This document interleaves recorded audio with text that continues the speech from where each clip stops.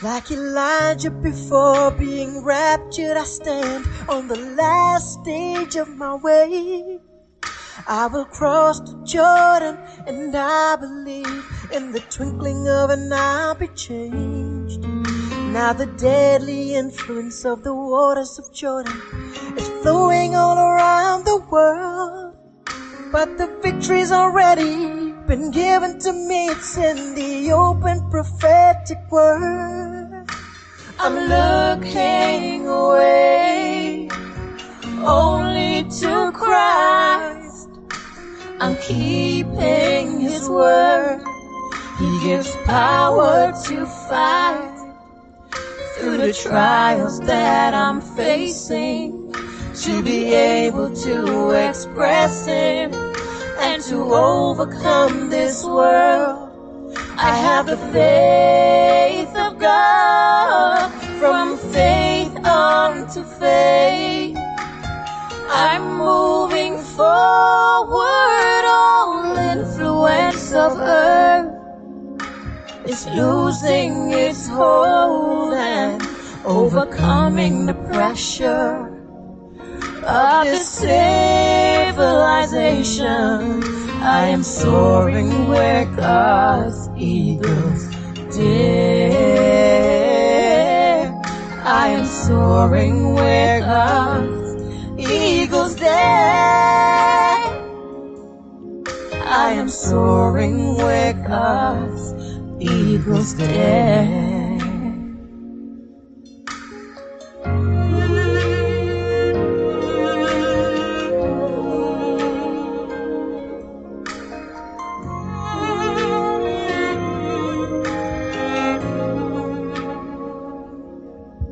I don't need the doctrines of man any longer. What wasn't right is now done away.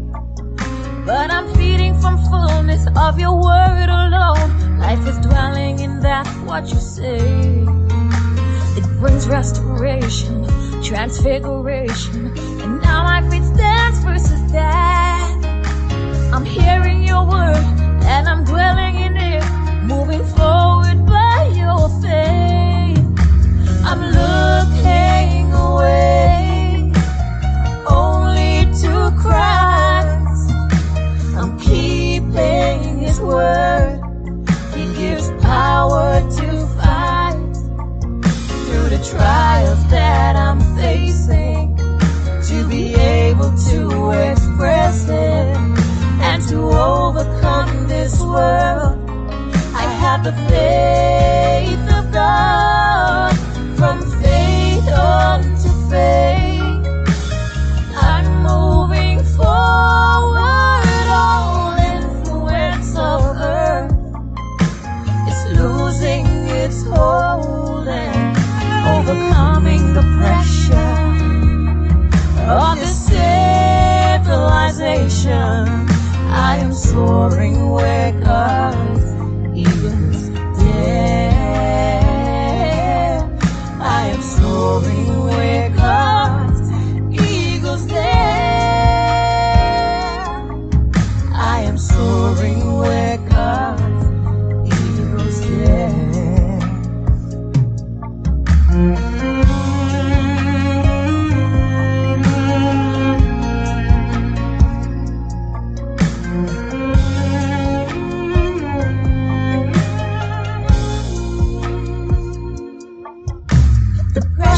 Stronger than ever before, the greatest battle that was ever fought.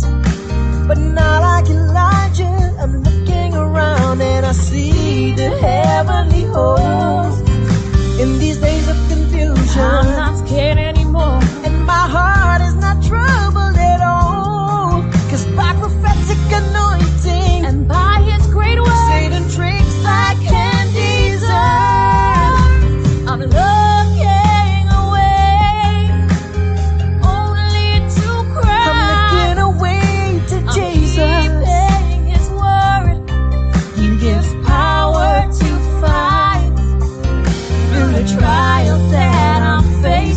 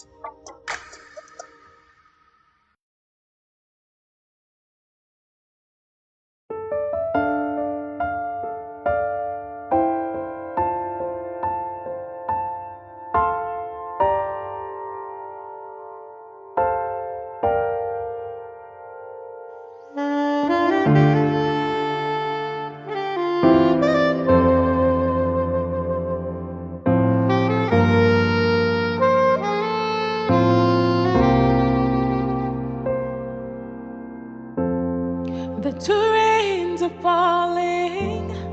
I hear footsteps of my Redeemer returning for fellowship.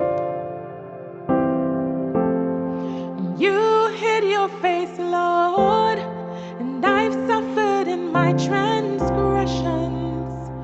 How I longed for sweet deliverance.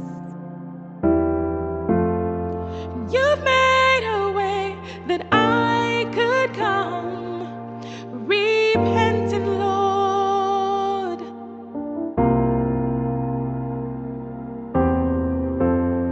And you have forgiven and given me a heart that I could love you, Lord, truly love you, Lord.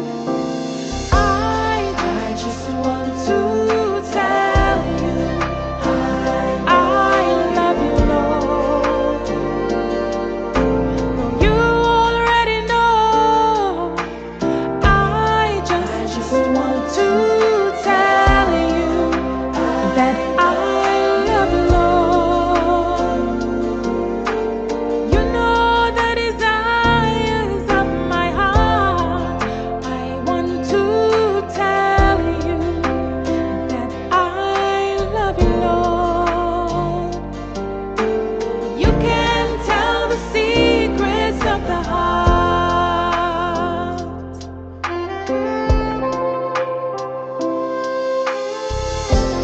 Satan schemed against me to try to take me from my place, Lord, to destroy me at my weakest moment. He said I would surely die, that I could never be right, and I believed him for a while. But you made a way that I could tell you that I'm sorry, Lord. I'm sorry, Lord.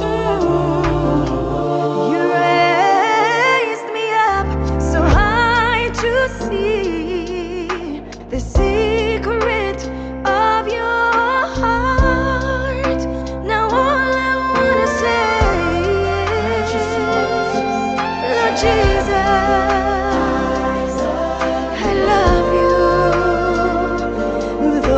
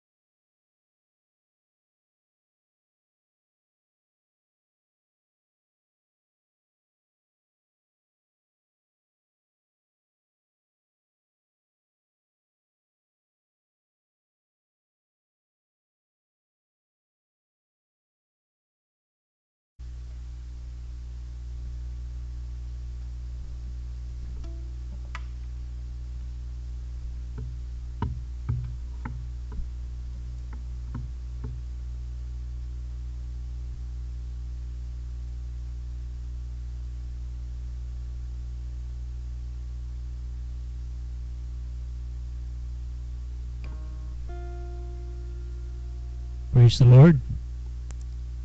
Puri ng ating Panginoon at salamat muli sa kanyang biyaya sa ating lahat na tayo muli ay nagkasama-sama muli sa kanyang gawain.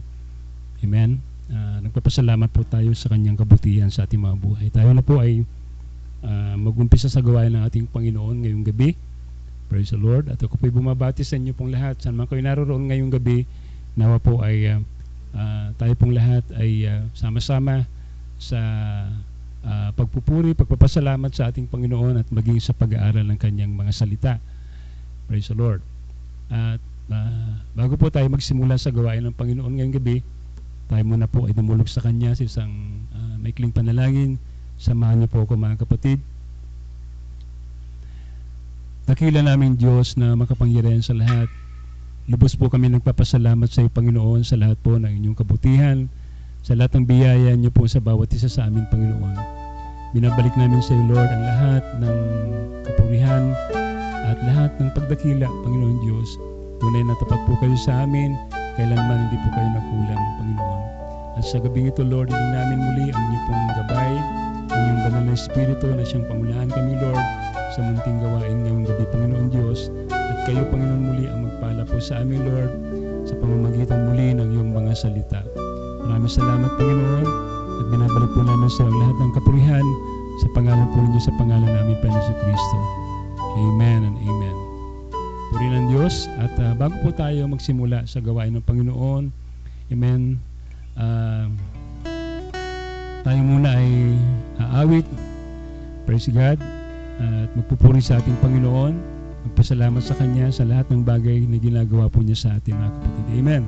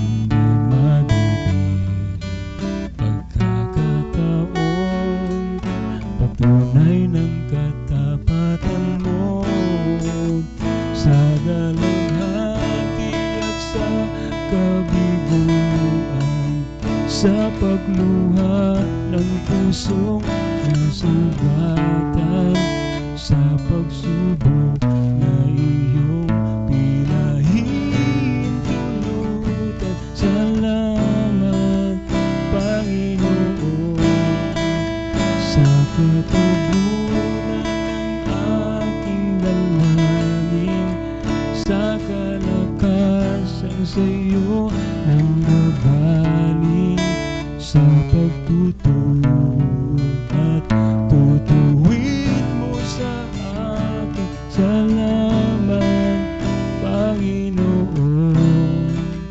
Ikaw ay mabuti, ikaw ay tapat,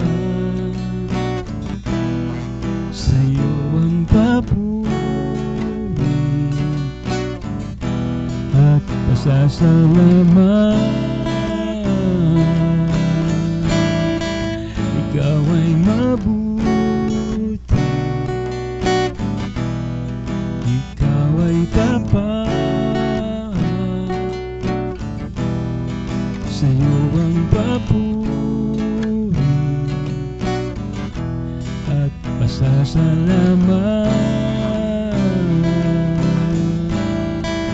Sa dalamhati at sa kabiguan, sa pagluhad ng pusong nasugatan, sa pagsubok na iyong pinahintulot. At salamat, Panginoon, sa kabiguan ng aking damdamin, sa kalakasan sa'yo ang gagaling, sa pagtuturo at pagtutuwid mo sa aking. Salamat, Panginoon. Salamat,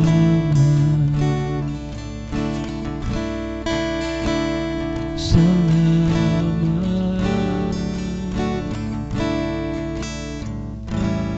salamat.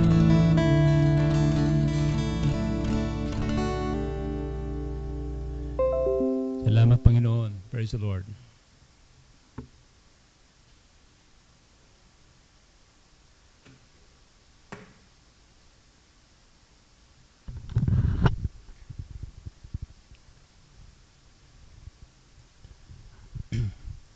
Puri ng ating Panginoon. So tayo po ay magpapatuloy na, dadako na po tayo sa pagbabahagi ng salita ng ating Panginoon. Ang paksa natin, ang subject natin ay actually ipagpapatuloy ko po yung aking pong subject series tungkol sa the transition. I believe that we are now in the age of transition at ito po ay part 9 na po ng ating pong subject na pinag-aaral tungkol po sa transition. At ang ating pong subtitle sa gabing ito ay binigyan ko po ng pamagat na From Walking by Faith to a Translated Faith. From Walking by Faith to a Translated Faith. Ang ating pong teksto ay basahin po natin dito po sa Genesis chapter 5 verse 24. Sabi po rito, and Enoch walked with God, and he was not, for God took him. Sa Hebrews chapter 11 verse 5, Paul says, by faith Enoch was translated that he should not see death, and was not found because God had translated him. For before his translation, he had this testimony that he pleased God. Pagpalain ng Diyos ang kanyang mga salita sa gabing ito, mga kapatid. Amen. Well, naniniwala po ako, mga kapatid, na bago po kunin ng Panginoon ang kanyang nobya, bago po dumating po yung tinatawag nating rapture o yung translation po natin, praise God, naniniwala po ako na ang bride ay ilalagay siya ng Panginoon sa isang mainam na kondisyon. Ang kanyang lakad, amen, ang kanyang mga patotoo ay magpapakita ng kanyang kapahayagan, praise God, sa salita ng Diyos sa kanyang kapanahunan. Sapagkat katulad po ni Enoch, tayo po ay type ni Enoch, mga kapatid, di ba? Ang bride ay type ni Enoch. At kung paano si Enoch was of the seventh of Adam, ay ganoon din po tayo sa ikalawang panahon natin ito. I mean, sa kay Kristo, sa ikalawang Adan, ay nandito po tayo ngayon sa ikapitong kapanahunan ng Iglesia, and we're the seventh from the second Adam. Amen? Christ. Di ba? Amen. So, dito sa huling kapanahunan na ito, magmamanifest sa buhay ng mga bride, amen, ang mainam na paglakad niya, mainam na patutuo niya, mga kapatid, bago po siya kunin at agawin ng ating Panginoon. Di ba? Praise the Lord. So, the Bible says that Enoch walked by faith, and he was translated, and before he was translated, the Bible says that he had a testimony that he pleased God. At ang sabi po ng Biblia, without faith, ang ibig sabihin ng pananampalataya, alam po natin, faith means revelation. Amen? The Bible says without faith, without revelation, it is impossible to please Him.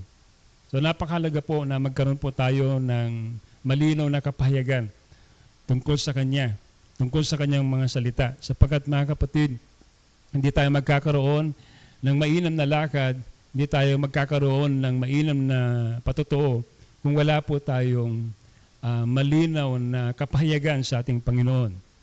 Di ba? Okay, so, amen. Sa panahon po natin ito, mga kapatid, kinakailangan po na tayo po ay patuloy na lumakad at saliksikin natin po siya, mga kapatid. Di ba, sabi po ng Biblia, mga kapatid, na darating ang Panginoon doon sa mga nananaliksik sa Kanya. Praise God. He will first come to those who believe. Amen? Yung mga sumasampalataya sa Kanya, praise God. And the Bible says that He is a rewarder to them that diligently seek Him. Are you diligently seeking God in your life? Mahalaga po yun, mga kapatid. Are you walking in the right walk? Amen? In that condition, amen? Are your life are pleasing to God, worthy of the gospel? So, yun po, mga kapatid. Amen. Ang sinasabi po ng Bible, you are seeking, you are looking, you are believing, and you're walking by faith, by revelation. So, hindi lamang po itong isang bagay na dinidesire na natin, hindi itong isang bagay na gusto lang nating mangyari, that you wish to be in the rapture, you want to go in the rapture, amen, ayaw mong maiwan dito sa lupa, praise God.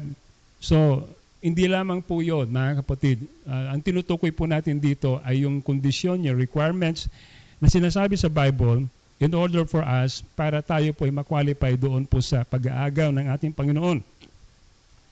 So meron pong characteristics na dapat mahiyayag sa buhay natin that will identify our preparation, amen, praise God, para sa ating translation. Amen? So, your life must be worthy of the gospel of Jesus Christ. Kinakailangan ng talaga ng self-examination, kinakailangan ng self-inventory ng ating buhay if we are truly in faith and walking by faith. Okay? So, alam natin po na si Enoch, we are familiar with Enoch. And pag pinag-usapan po natin ng buhay ni Enoch at ang amen, kanyang patutuo, alam natin na si Enoch, mga kapatid, he was the one who built the pyramid. And we know that the pyramid is the second Bible. At may mystery po itong pyramid na ito, at ito ang revelation na binigay ng Panginoon dito kay Enoch during that time. At naniniwala ako na itong pyramid na ito has something to do, amen, praise God, to the plan of God. Amen? The plan of God. Praise God. And there is a mystery. And that mystery was that in that pyramid, makikita natin kung paano yung tayo po ay nasa kaisipan ng Diyos before the beginning, before the foundation of the world. Diba? Nandun tayo as part of God. And then we know na sabi ng prophet that we bypass that word image, that theophany image, we bypass our theophany, and we are being placed dito sa katawan na ito. Amen. At itong katawan na ito, itong ating number 1 na kalaban, mga kapatid, alam natin yon. Pero alam natin na ang Diyos ay binabalik tayo doon sa larawan na yon, kung saan nais niya na tayo may balik. At may babalik lang po tayo doon sa anyo na yon, mga kapatid, sa pamamagitan po ng kapanganakang muli. Di ba? Yun lamang po ang paraan para po tayo ma-transform, ma-change, amen, sa katawan na ito, kung tayo po ay meron ng tunay na karanasan ng bautismo ng Espiritu Santo at tayo po ay naipanganak na muli, amen, sa kanyang harapan. Di ba? So, naalala ko rin ang sabi rin sa book of Revelation na itong si John ay nakita niya yung bagong Jerusalem. Nakita niya na ito'y bumababa. At ito'y nasa anyo ng pyramid.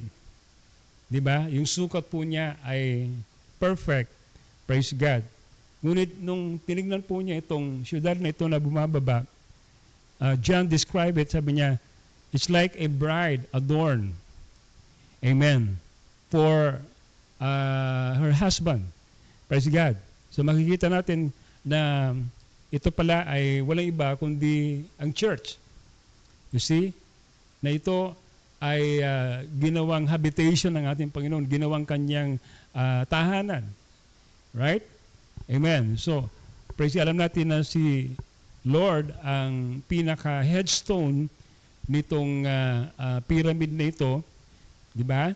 Praise God, siya po yung masasabi nating the headstone bride. I mean to say, the headstone bridegroom, yun, the headstone bridegroom. Praise God. At tayo po mga kapatid yung syudad, amen, yung bride, nabababaan nitong headstone na ito. Itong, praise God, headship ng ating Panginoon. Okay? So, mainam na nababasa natin ang Biblia, praise God, at nakikita din natin ang ating sarili, nare-recognize natin kung sino tayo dito sa tinitingnan nating salita ng Diyos. But as you start to grow in the knowledge of knowing yourself, you start to realize kung sino ka, kung ano ka. Amen. Ikaw pala yung mga kapatid, itinuturing ng Panginoon na syudad na pananahanan niya. Amen? Praise God. You are that beautiful city. You are that pyramid city. Kaya mga kapatid, alam natin na He is the one who built this city. Sabi nga ng Biblia na they are looking for the one who built this city. Sabi doon, sabi niya, we're looking for that city whose builder and maker is God. At alam natin mga kapatid na tayo, amen, pala yung gusali na yon na binibuild ng ating Panginoon. You see? Di ba? So, kung makikita natin mga kapatid, kung sino tayo sa panahon na ito, at alam natin kung ano yung identity natin, at pag tayo po ay nagkaroon na ng kaisipan ni Kristo, well, makikita mo na, praise God, you are fulfilling the word that is being left for this time. That's why, ang sabi ng propeta, that we are the final voice to this final age. Tayo po ay adapted and placed at tayo ngayon ay lumalakad ngayon doon sa plano at kaisipan ng ating Panginoon si Kristo. Purihin ng Diyos, mga kapatid. Well, now, alam natin na itong gusali na ito, hindi ito gawa ng literal na building, ano? Makikita natin yung pyramid, yun lamang po ay anino ng totoong structure na gusto ng Diyos na panahanan. Gusto niyang, yun ay kanyang tirahan. Di ba? Yun ang katawan ng bawat bride. Tayo bilang bahagi ng kanyang katawan. Gusto ko mong bumasa po sa quotation ng prophet sa stature of a perfect man. Ang sabi po niya rito,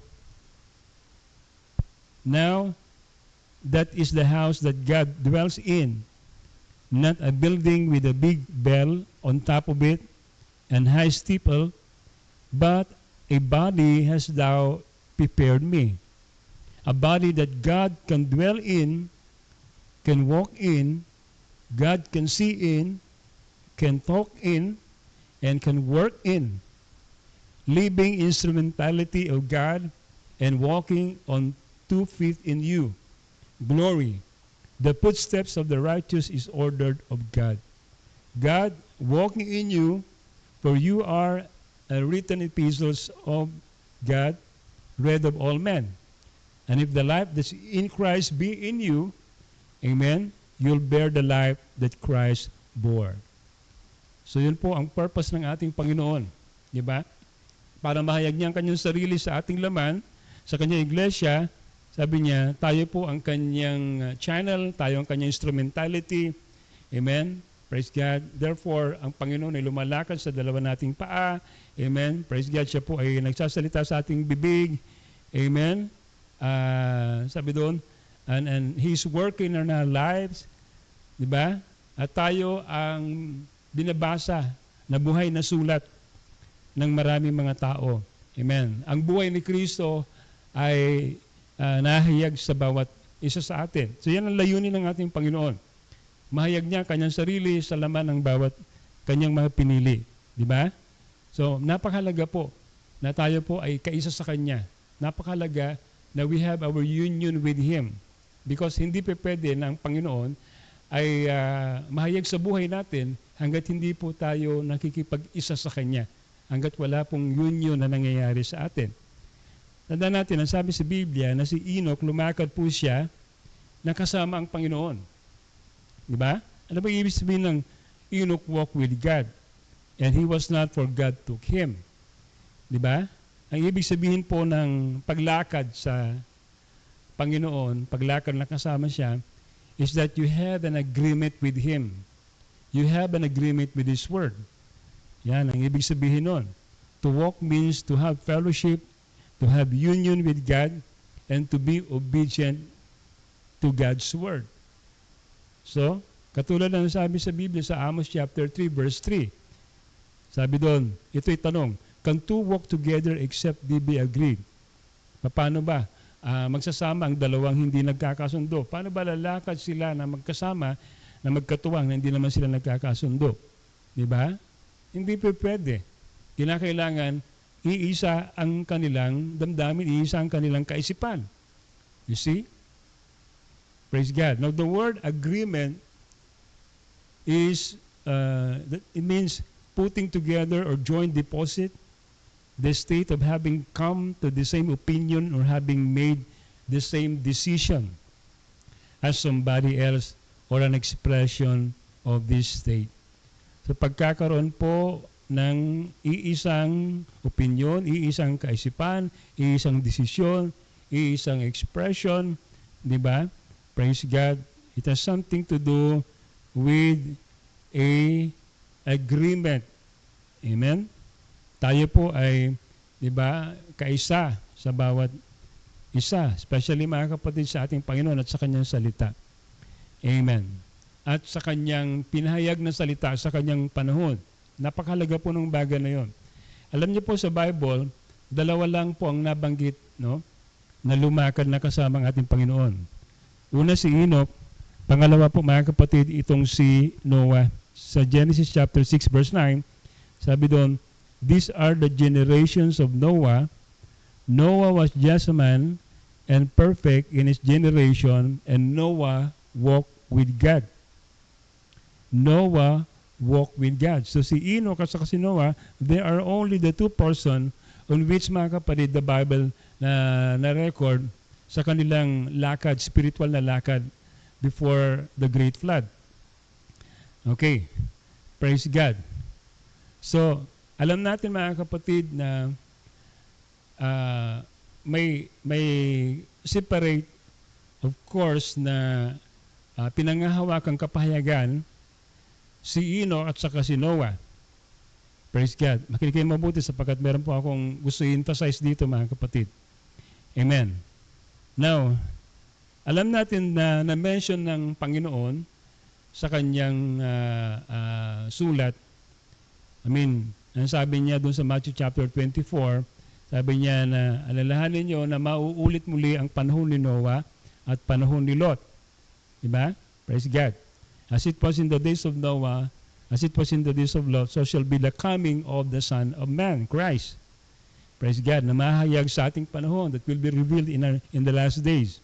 So there is a mystery in the days of Noah. Amen? And the mystery that was in the days of Noah was Enoch, who walked with God, and he was raptured, amen, without seeing death before the flood and destroyed this world. So alam natin na si Enoch, tipot larawan po siya ng bride. Diba? Bago dumating yung destruction na baha sa panahon niya, si Enoch ay, amen, hindi na po mga kapatid nakita sapagkat siya ay tinranslate ng ating Panginoon. Kasi sapagkat ganoon din po ang kalalagyan ng bride, amen, bago darating mga kapatid yung panahon na kung saan darating ang Great Tribulation, ay tayo muna ay kukunin ng ating Panginoon dito sa lupa at hindi niya tayo pahintulutan na tayo dumanas ng kahirapan dito sa lupa. Di ba? Praise God. And the mystery during the time of Lot is that bago amen, nagkaroon ng paggunaw sa Sodom and Gomorrah, bago ito sinunog ng Panginoon, bago ito ginudge ng Panginoon, alam natin na si Abraham at saka si Sarah ay nagbagong katawan. Di ba? Their body was changed. Amen. Before God destroyed Sodom and Gomorrah. So, that will happen again in these last days sapagkat ang bride ay tipot larawan ni Enoch, tipot larawan ni Sarah sa ni Abraham, kung saan mga kapatid, bago darating yung tribulation period, amen, ay tayo po ay babaguhin ng ating Panginoon. Amen. God will going to change this body, amen, from mortal to immortality, from corruption to incorruption. At tayo po mga kapatid ay magiging, amen, magiging bata muli. Diba? Yan po ang mangyayari sa panahon ng rapture. Praise the Lord. Okay.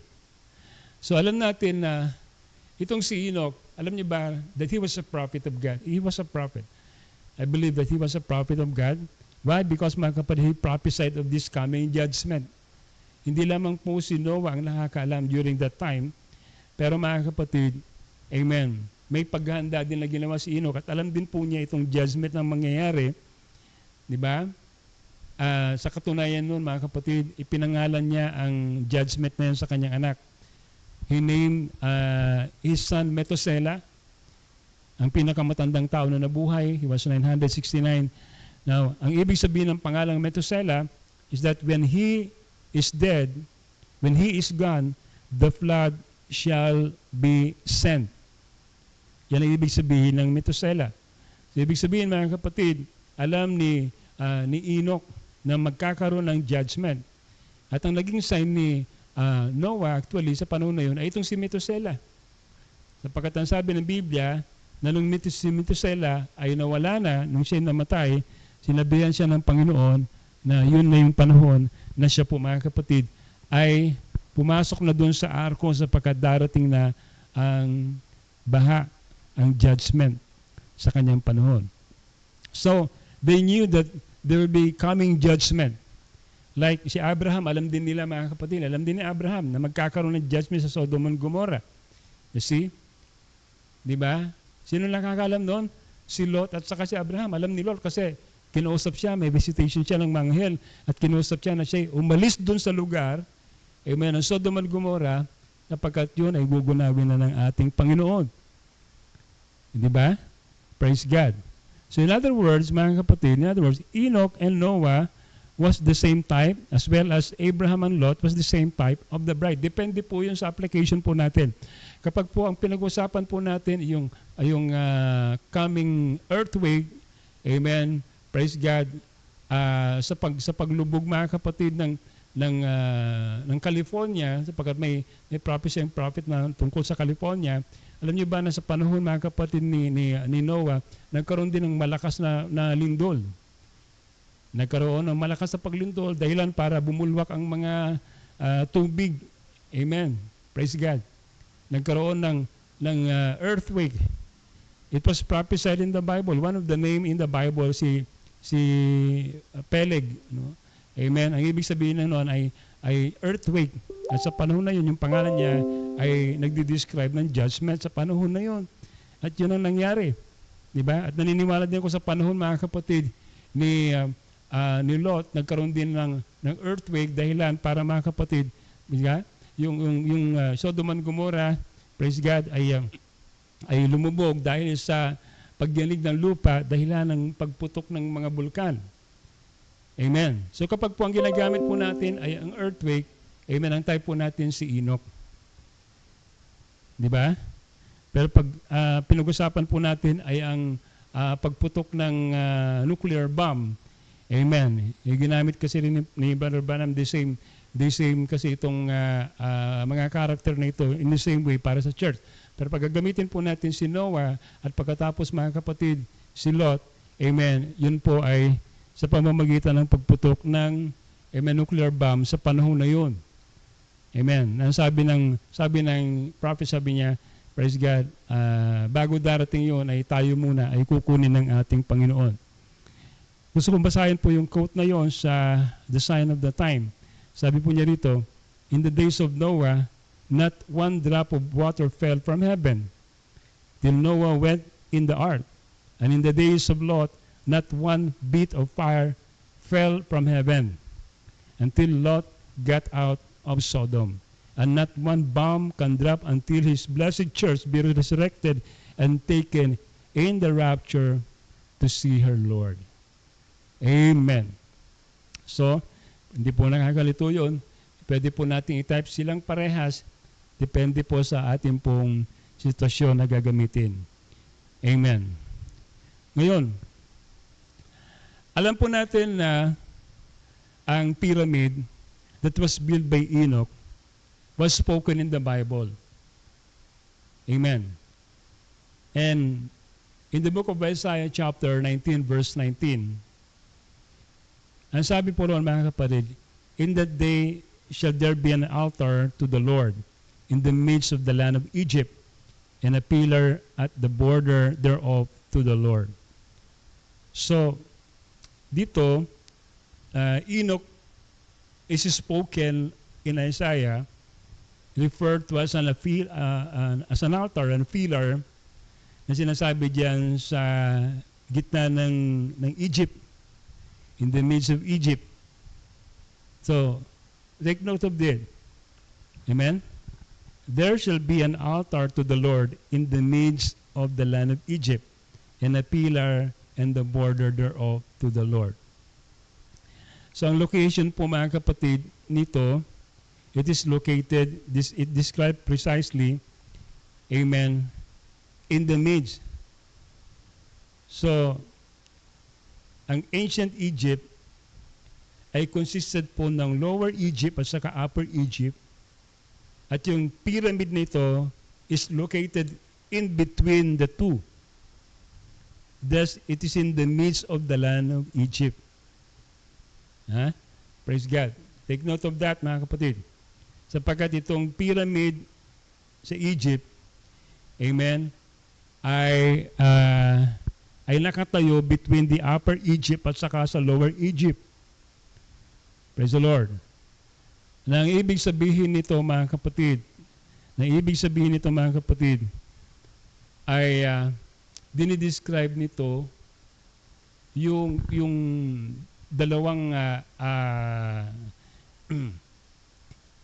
kwento na gagamitin ng Panginoon upang mahanap po niya yung kanyang sinisintang bride.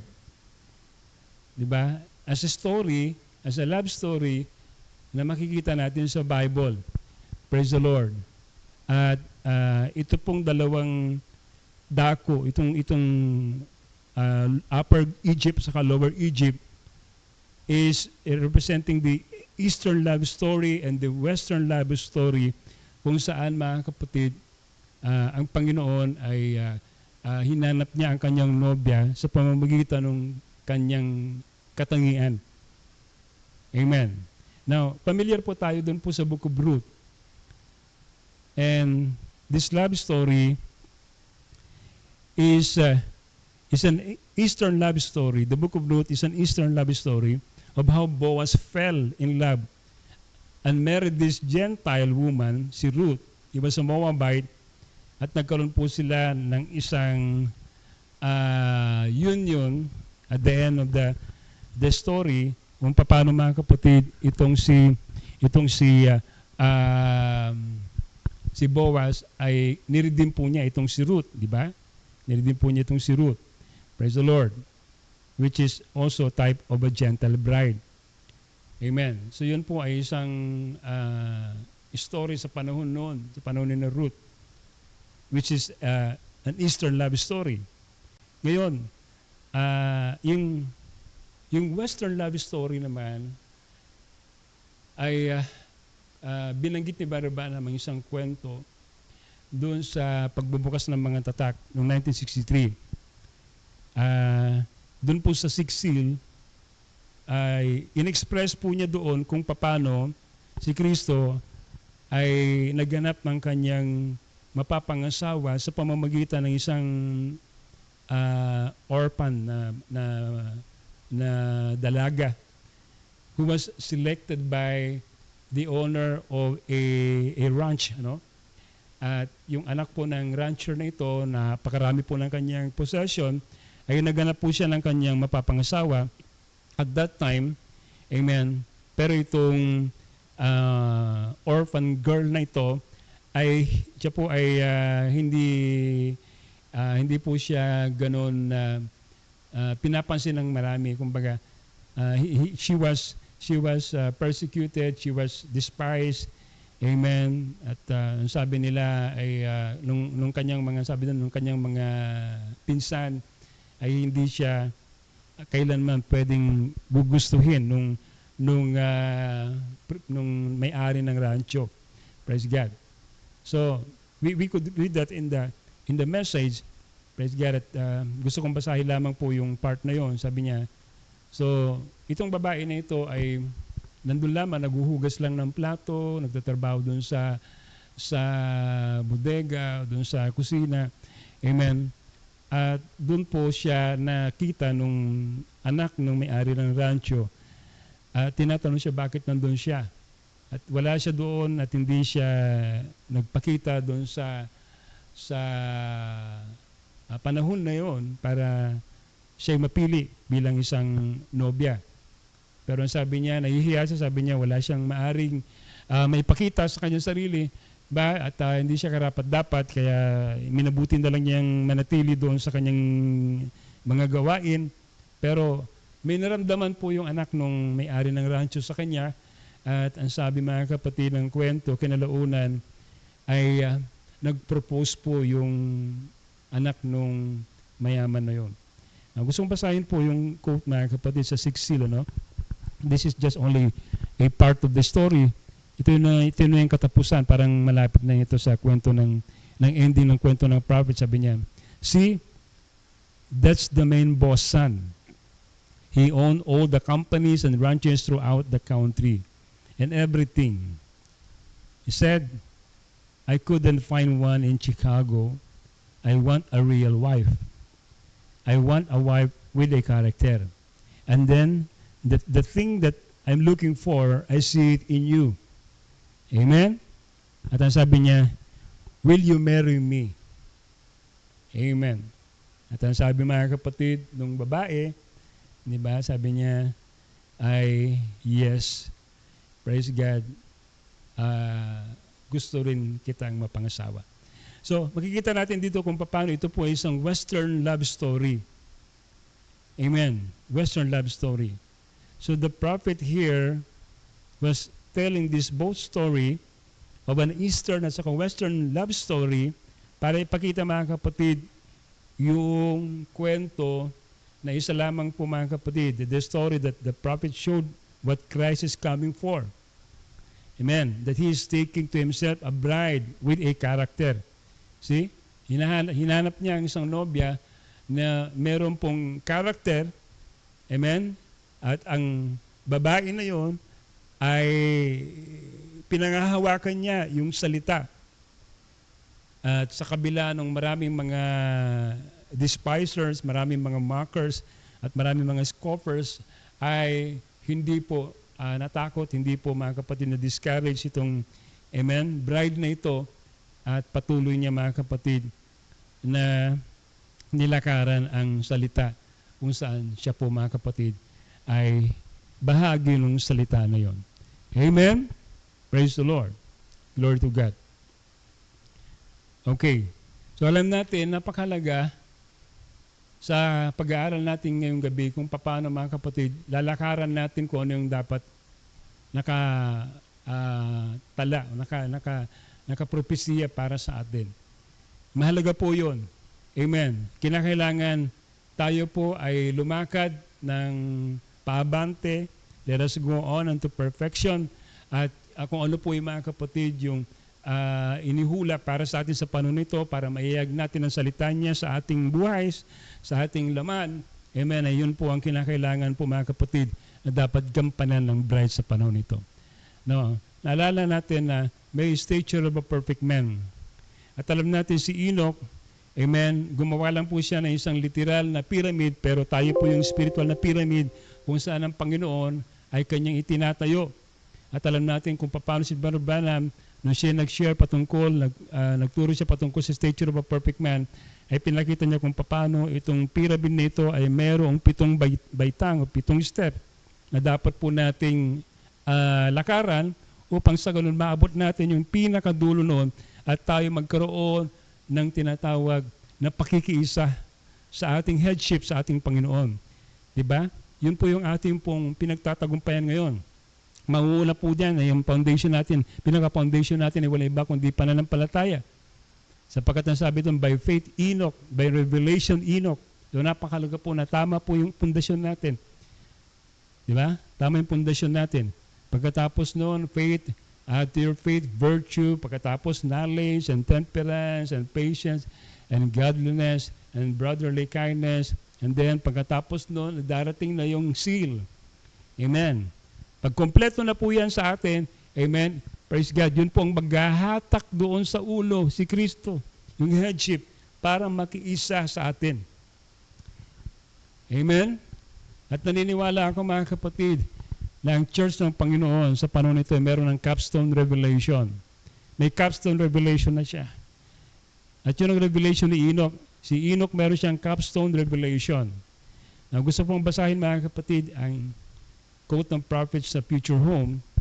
Ang sabi po niya rito mga kapatid, Enoch before the antediluvian destruction, when justification was coming in, he brought forth a sign. And in this pyramid, is 7 step going to the king's chamber. Watch on the 7th step. If you ever study the dimension of the pyramid, what comes out to take the oncomer to introduce to the king? Watch whose station that is standing there, and you'll see the day you're living in the pyramid. So meron pong 7 hakbang, 7 baitang bago ka makarating doon sa King's Chamber. At pagdating doon sa King's Chamber, sabi doon, ay meron daw pong, sabi doon, mag-i-introduce sa iyo doon sa hari. Right? Amen. At naniniwala po tayo, we are now on the 7th age. Praise God. And God sent the prophet of God to introduce to us, to our bridegroom, to our headship. That's why it's impossible, mga kapatid, amen, na ma-recognize mo yung bridegroom mo na hindi ka dumadaan doon sa magpapakilala sa kanya. Di ba? Yung messenger po niya, yung forerunner po niya sa panahon nito ay napakahalaga na dapat po nating mga kapatid makilala, matanggap sapagkat doon po tayo mga kapatid may papakilala doon sa ating headship kay Kristo. Purihin ang ating Panginoon. Hallelujah. The message na Christ is the mystery God, bibig sabihin nito, and to be sure that the whole rapture now, Luther was a part, Wesley was a part, The prophets was a part. Amen. Just in the revelation that they were making up, the body, the feet, the toes, the arms, and so forth, until the head. Okay? Sabi niya, see, that makes the entire rapture. It's the body of the Word, which is Christ. Amen. So, dumaan po tayo sa panahon na binild ng Panginoon ang kanyang katawan mula sa paa, mula sa kamay, amen, mula sa bibig hanggang sa umabot po tayo sa head. Right? Ito yung panahon na yun, mga kapatid. Nasa panahon na tayo ngayon kung saan ang headship ng Panginoon, the mind of Christ, is now in the bride. Kaya nga alam niyo kung ano yung kanyang ginagawa sa salita because she has the mind of Christ in her. Amen. Praise the Lord. Okay. Gusto ko lamang pong basahin pa ang dalawang quotation, then tayo po magsasara na. Now, Brother Branham was speaking about cells in a woman's womb. Kung saan, mga kapatid, ito po ay ma-express sa takdang panahon. Sabi po niya rito, and when a child of God, when that predestinated, amen. Now, that's a bad word to use, but it's God. Here is God's Bible. The foreknowledge of God can predestinate, make everything work to His honor. When that predestinated seed, okay, that was to be and called you, and that little eagle of seed in there heard the word of God, it will build on top. One word on top the other one. On top the other one. On top the other one. It will not mix any creed. Amen. Praise God. So, ang sabi dito mga kapatid, once na ma-meet nung predestinadong binhi sa puso mo, di ba? Yung salita sa iyong panahon, kung saan ikaw ay predestinado para tanggapin yon, sabi doon, yun ang mabubuo. Mabubuo. Wala na pong dahilan para mapigilan yon. Di ba? Yun po ay mabubuo, praise God, hanggang sa, hallelujah, magpapahayag ito, makikita ang tamang larawan, yung buhay ng characteristics ng ating Panginoon ay mahayag sa atin. Praise God. Once you heard the Word of God, it will build up on top. So napakalaga po mga kapatid na marinig natin yung tamang mensahe, yung liwanag sa ating panahon para mga kapatid magpatuloy na ma-express yung characteristics, yung buhay ng Panginoon sa buhay po natin. Hallelujah. Ito pala mga kapatid, ang mahalaga na dapat po nating malaman. Sabi dito sa message na Melchizedek, who is this Melchizedek? Sabi niya, then after you recognize the very word was eagle food, after you recognize that there will be a recognition, recognizing the word of God in your day, na hindi ito pagkain lang ng katulad ng mga kinakain ng mga nasa denomination, pero ito ay eagle's food. Ito ay bagong paslang na pagkain. Diba? Amen. Ito ay fresh manna. Ito ay pagkain ng mga agila sapagkat ang mga agila hindi po sila kumakain ng anumang bulok. Sila ay kumakain ng duguang lamang, duguang katay. Praise God. Ang sabi rito, kapag na-recognize ng agila na ito na yung sariwang karne, sariwang pagkain, then you will be formed into a living image, to a living of the living God. Amen. Mapuform tayo doon sa larawan ng Panginoon. Amen. At yun yung sinasabi natin kanina, amen, na tayo po mga kapatid, ibabalik doon sa dati nating larawan into that word image of God. At tinutulungan po tayo ngayon ng ating mga representation doon sa pinanggalingan natin dimension. Ito yung sinasabi niya that you heard from your theophany. You are hearing from your theophany. Ikaw mismo ay nakapagpapatotoo sa iyong sarili na you have connection somewhere. Amen. May kung baga may humahatak sa iyo doon sa dako na yon. At nararamdaman mo sa iyong sarili na hindi ka mga kapatid taga rito sa lupa. Ikaw ay taga langit, hindi ka earthbound, ikaw ay heavenbound. Right? Amen. Hindi ka dito sa lupa. Doon ka sa langit. Meron kang dating pinanggalingan. At ang sabi ng propeta, at kapag ang katawan na yan ay masisira, madidissolve, meron kang maluwalhating katawan na nag-aantay doon sa langit. Yun yung totoong tahanan mo. Yun yung totoong tirahan mo. O purihin ng Panginoon. Praise God. Kaya sa pag-aaral natin patungkol sa transformation na ito, sa transition na ito, makikita natin mga kapatid, na yun po yung ating pong dinadaanan ngayon. Habang tayong lahat po mga kapatid ay naglalakbay dito sa buhay nito, tayo po ay binabago ng Diyos, sinatransform po niya sa kanyang mga salita, pamamagitan ng kanyang salita. Nagkakaroon ng transformation, nagkakaroon ng transfiguration, nagkakaroon mga kapatid, amen, ng metamorphosis ang buhay natin upang makita natin mga kapatid, amen, that we are not of this world. Amen? Although we are in this world, but we are not of this world, we belong to another world. We belong to another kingdom. Di ba? Praise God. So tayo po ay nasa proseso na. Amen. Binabago na ng Diyos ang ating sarili. Binabago na ng Diyos tayo mula sa isang kalwalatian tungo sa isang kalwalatian, from glory unto glory, hanggang sa tayo po ay lubusan ng mag-glorified sa ating Panginoon. Amen. Purihin ng Diyos mga kapatid. Purihin ng Diyos. Katulad ni Enoch, lumakad siya kasama niyang Panginoon. Katulad ni Enoch, meron siyang agreement sa salita ng Diyos. Katulad ni Enoch mga kapatid, meron siyang pleasing testimony. Hindi pa pwede mga kapatid na tayo po ay umaasam ng translation ng rapture kung wala po tayong mainam na lakad, mainam na patutuo sa harapan ng Panginoon. And the only way that we could have a blessed walk with God and a testimony sa harapan ng Panginoon is we must have a revelation. Amen. Kung sino tayo, kung ano yung plano ng Diyos sa buhay natin, yun po yung ating pong lalakaran. Walang ibang nilakaran si Noah at si Enoch, kundi yung mensahe sa kanilang panahon.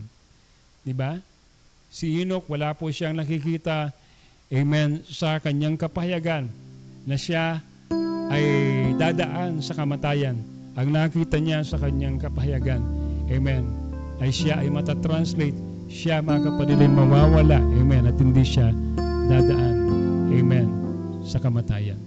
Kung yun po yung ating pong revelation, kung yun po yung ating pong pananampalataya sa Panginoon, I believe, amen, na yan ang dapat taglayin ng bride ngayon, kapag pinangakuan po tayo ng Panginoon, amen, na babaguhin ng Diyos ang ating katawan, amen, praise God, at tayo pong lahat ay sasama, amen, sa araw ng rapture.